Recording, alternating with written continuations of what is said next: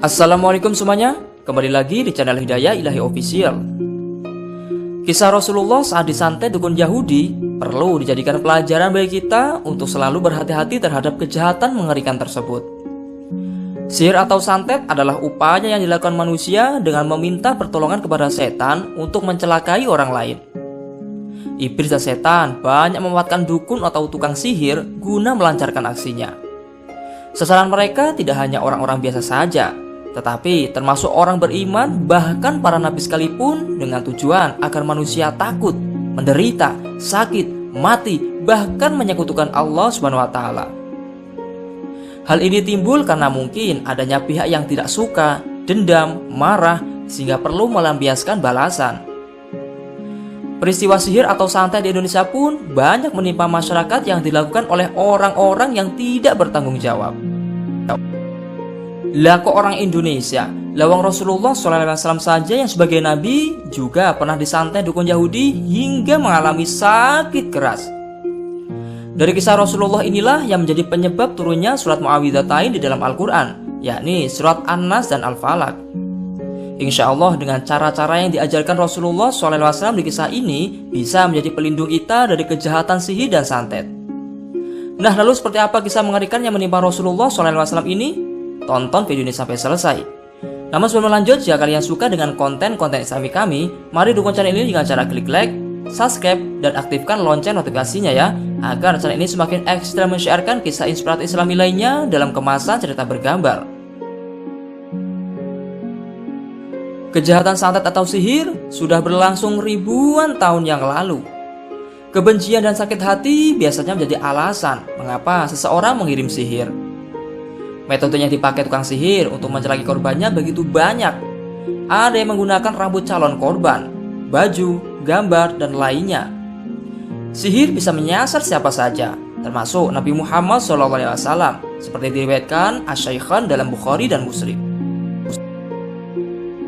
Dahulu, Nabi Muhammad SAW pernah disihir oleh dukun Yahudi yang bernama Labib al-Asham. Suatu ketika, Nabi Muhammad pernah sakit parah dan membayangkan telah melakukan sesuatu, berhalusinasi mendatangi istrinya satu persatu. Namun ternyata beliau tidak melakukannya. Lalu datanglah dua malaikat memberitahu penyebabnya. Nabi Muhammad mengatakan kepada Sayyidah Aisyah bahwa Allah telah memberikan jawaban atas pertanyaan yang pernah beliau ajukan melalui malaikat tersebut. Aku kedatangan dua laki-laki. Salah seorang duduk di sisi kepalaku, seorang lainnya duduk di sisi kakiku, kata Nabi Muhammad kepada Sayyidah Aisyah. Salah seorang malaikat yang berwujud laki-laki tersebut menjelaskan bahwa Nabi Muhammad tengah terkena sihir. Labib bin al-Asham adalah pelakunya. Kata malaikat tersebut, Labib menyihir dengan menggunakan sisi dan rambut Nabi Muhammad serta kulit mayang kurma jantan. Sihir Labib ditempatkan di bawah batu di dalam sumur Darwan. Maka keesokan harinya, Nabi Muhammad memerintahkan Ammar bin Yasir dan beberapa sahabatnya untuk mendatangi sumur Darwan.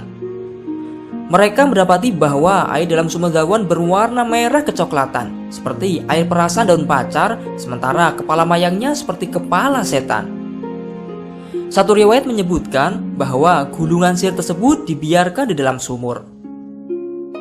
Nabi Muhammad tidak meminta untuk mengangkatnya karena Allah SWT telah menyembuhkannya. Beliau juga tidak suka menyebarkan keburukan kepada orang banyak.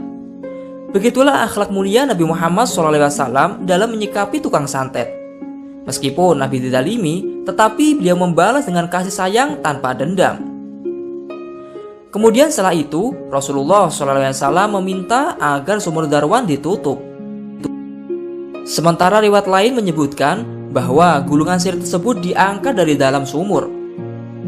Setelah dibakar, bohol tersebut memperlihatkan tali dengan 11 simpul yang susah untuk dibuka. Pada saat itu, turun wahyu surat Al-Falaq dan An-Nas Muawwidzatain kepada Nabi Muhammad SAW. Surat inilah yang digunakan beliau untuk mengatasi kejahatan sihir atau santet dan sebagai benteng perlindungan dari berbagai macam kejahatan setan dan sihir. Lalu setiap Nabi Muhammad membaca dua surat itu, maka terbukalah satu simpul tali itu, dan demikian seterusnya hingga 11 kali. Subhanallah. Begitu dahsyatnya manfaat membaca kedua surat itu dalam mengatasi guna-guna atau sihir.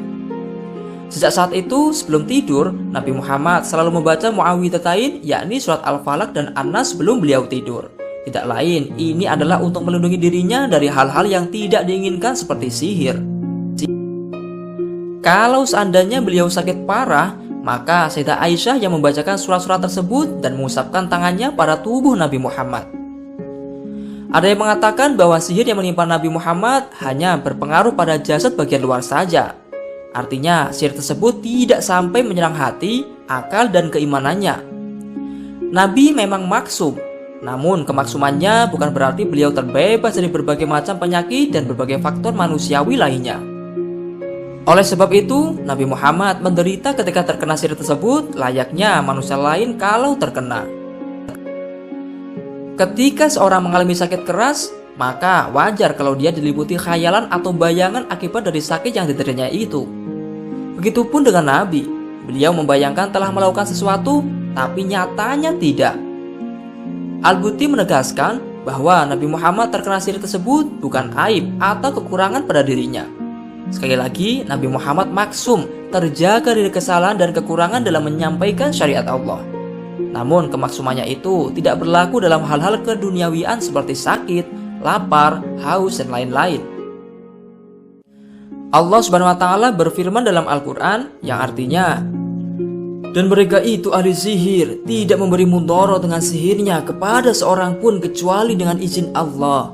Quran Surat Al-Baqarah ayat 102. Semoga dengan kisah ini bisa menjadi petunjuk kepada kita untuk mengatasi dan selalu berhati-hati terhadap kejahatan dan tipu daya setan. Semoga kita semua selalu dilindungi Allah Subhanahu wa Ta'ala dari kejahatan setan, iblis, dan orang-orang jahat yang tidak bertanggung jawab dengan selalu beribadah dan mendekatkan diri kepada Allah Subhanahu wa Ta'ala. Amin.